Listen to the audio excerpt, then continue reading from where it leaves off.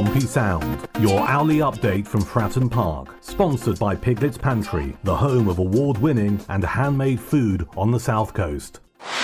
Hull City winger KAMARA is sent a transfer message ahead of pre-season return. Former Aston Villa playmaker Lee Hendry believes a return to Portsmouth would be a smart move for KAMARA this summer, a year on from leaving Fratton Park. The Hull City winger excelled on the South Coast, helping the Blues win the League One title and secure promotion to the Championship, but joined the Tigers in a big money deal from Norwich City on deadline day last summer. The Tigers' wideman is preparing for pre-season under new boss SEGECIC. KAMARA endured a mixed campaign in East Yorkshire, emerging as the Tigers' frontline winger following ACL injuries to fellow summer arrivals Mohamed Baloumi and Liam Millar, starting 25 games. Despite his difficulties throughout what was a desperately disappointing campaign for City, KAMARA notched up 5 goals and 3 assists in his 36 outings overall, including an impressive brace in a captivating 3-3 draw with Leeds United. While KAMARA is more than content at City, it's understood there is interest from Pompey in the 21-year-old, though any potential deal would not be anywhere near the figures paid by the NKM Stadium outfit last summer. It remains to be seen if the Tigers would be open to doing business.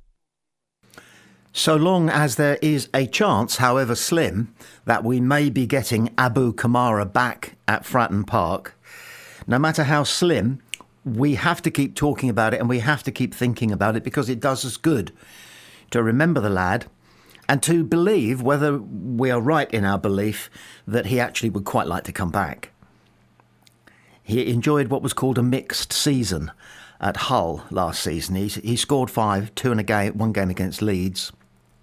I haven't seen pictures of any of those goals, so I can't make a judgment about how wild were his celebrations. When anybody scores a goal, especially in front of their own supporters, they enjoy the moment. But somehow you suspect, you hope, that he didn't have quite the same enthusiasm for his goals for Hull that he had for his goals for us. So as long as it's something that he is prepared to consider, should his mobile phone start to ring and it turns out to be JM or Rich Hughes, as long as there's a chance that can happen, then we have to go on talking about it and having our fingers crossed. I think I speak for most, if not all, Pompey fans in saying that it would be wonderful to have him back down the right. Portsmouth fans are absorbing their disappointment about Rob Atkinson having signed a 3-year contract with Bristol City by focusing on the question of whether we need to go into the marketplace for another number 5. Atkinson made an army of fans with his steadfast performance that played no small part in Pompey's escape from the relegation zone. He seemed to have indicated that he would have been interested in receiving an offer from Pompey, but once he got back home, the lure of a contract which will extend until 2028 was too much. He said, quote, "I'm really happy to be home and get the deal done. I'm excited. I've seen a few people today and the excitement for next season is starting to dawn on me." Have they got him to sign an extension to his contract? 'Cause I think he had another year to run at Bristol City and they've simply extended that, so it's now a 3-year deal. But have they done that because other clubs are going to be interested in his services, not just Portsmouth? In which case he has become a saleable asset. And, business is a part of every football outfit. And if they're simply safeguarding an asset that they have made a considerable commitment towards, he cost Bristol City over $1 million, didn't he, when he arrived, and then 1 or 2 injuries. And it's believed that he felt that he was not being given the opportunity he deserved by the then Bristol City manager, who since has moved on. And in all probability, the new guy in charge has put his arm around him and said, "You're going to be one of my first choice centre halves this season. Okay, prove me wrong, I dare you, but that's what I'm offering you. First team football, starting position, an extended contract, which I don't know if he's a family man or what his responsibilities are, but as long as you're happy at a club, and he's probably got the level right at Bristol City. I don't think it would be unfair to say to him that if Bristol City were promoted, they might consider shoring up their defence with other personnel. But he will give anybody a good shout at a promotion season in the Championship. Any of the clubs that he were to be playing for, and Bristol City have done the right thing as far as they're concerned, as far as their fans are concerned, by putting a ball and chain on him. But are we still interested? I think he'd cost too much. So it's farewell and thanks for all the fish, Rob Atkinson. Adrian SEGECIC has been opening up on his take on his move from Sydney to Portsmouth. It's an unbelievable feeling to be here and to get settled in, so now I just can't wait to get started. It's been a big week with getting all the paperwork and flights sorted, then the long journey over, so now I'm happy to be in Portsmouth. When I learnt that Pompey were interested, I was keen to have a discussion with the gaffer, and then I heard about the fans and Fratton Park. It's an unbelievable feeling to be here and to get settled in, so now I just can't wait to get started. There were other clubs that I spoke to, but after chatting with John and Rich there was really no going back. I was previously in Holland for a year, and it's much easier coming to England and not having the language barrier, so everything has been smooth. I was expecting it to be dark and gloomy, but I think that I've brought the weather over with me from Sydney. This is an unbelievable city, and the photos don't do it justice, so I'm keen to get around the place and meet the supporters.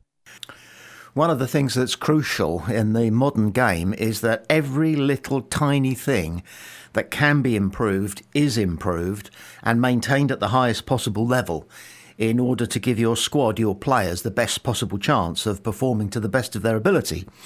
And the current setup at Portsmouth Football Club under John Messino is wildly aware of this and will be working on every detail with every one of our players individually and collectively from now until we win the Premier League, frankly, because every little minute detail is important. And one of the things that clearly will be important for Pompey is that the boy settles in.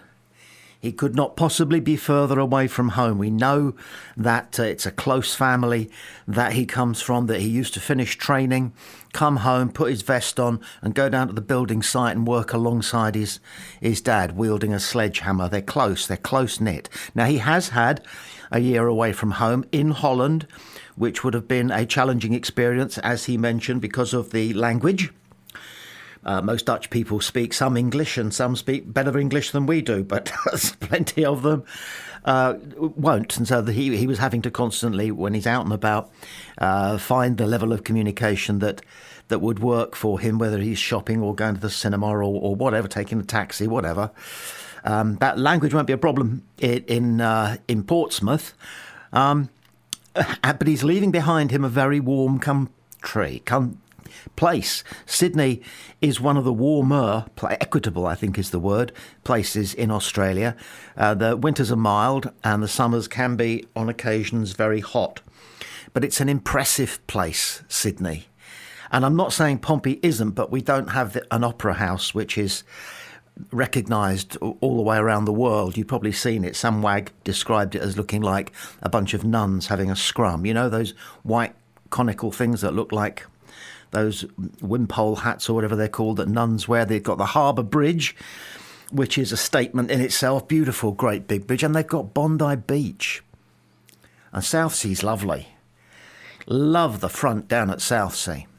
But it ain't Bondi Beach. There's the food thing. We don't do barbies so well as the Australians, or regularly as the Australians. That's another trademark thing of theirs. But culturally, he's got 4 or 5 Australian teammates around him who are going to give him all the tips and camaraderie that he needs. And they'll be talking about the Australian A-League until they're blue in the mouth, and gradually their attention will switch from that and focus fully on the Championship and the kind of football that is played in the Championship compared to what he's been used to in Australia and in Holland. But the most important thing is for him not to start missing home, to feel as though he belongs. And when he gets that first roar for something that he does on the pitch from the Fratton Park crowd, you can bet that that will be worth more than the bonus that he'll be picking up if Pompey managed to turn in a win with him having pulled on a blue shirt. So welcome to the lad. He sounds like a terrific lad and clearly is a very, very good prospect. And we are glad to have him. And I think it is the case that he is glad to be here.